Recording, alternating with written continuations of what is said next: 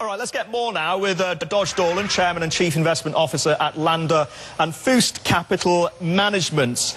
Dodge, the next economic risk, you say, to the US economy will be externally driven. I'm reading between the lines here and taking a little bit of liberty, but that suggests to me that Ukraine could descend into a civil war, contagion spreads to Europe and possibly beyond. Am I being too pessimistic here?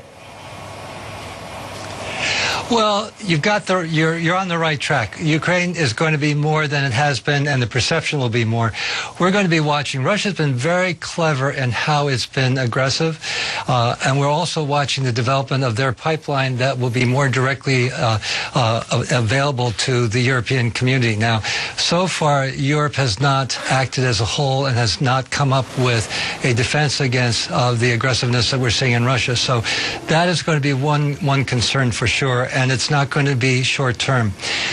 The other part of this, Sri, is the fact that in terms of purchasing power parity, although the U.S. is still #1, China is coming up and will be very close to us in terms of purchasing power parity by the end of this year.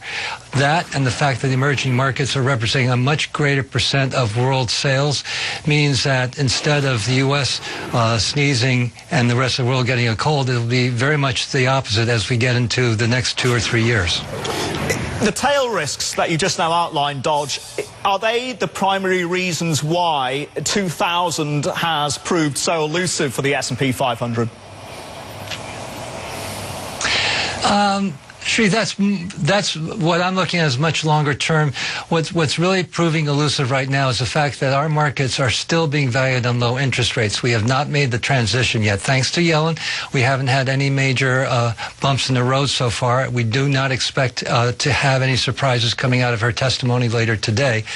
But longer term, the market will have to make a transition. And so far, so good. The road has been smooth.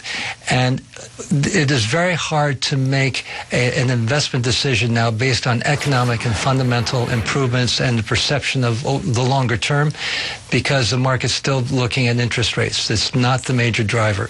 When that happens, then I think the market will have a much easier transition towards higher rates. All right. So tactically, Merck is one of your favorites, Dodge. Does the pharma sector and the valuations within it get a lift from all the corporate activity that we are seeing right now? Yes, we like Merck more than this Pfizer. We do have positions in Pfizer. There was one client who sold, who was holding Pfizer in terms of capital appreciation. Pfizer is going to have a little bit of trouble.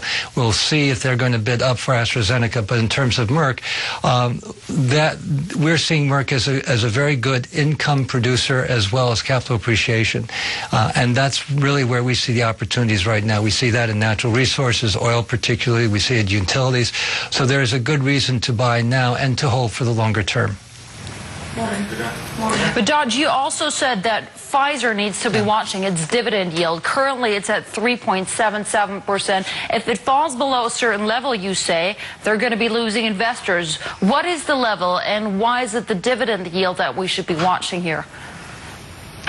Well, what we're watching is more the price per share. We're watching 29.50. It is already, from a technical point of view, it's already broken levels where longer-term investors are underwater. So we are watching to see if the yield gets too high because the price is too low.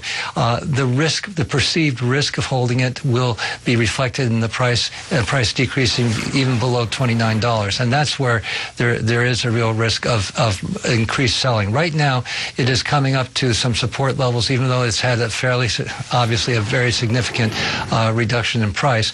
But it's going to be reaching levels of support.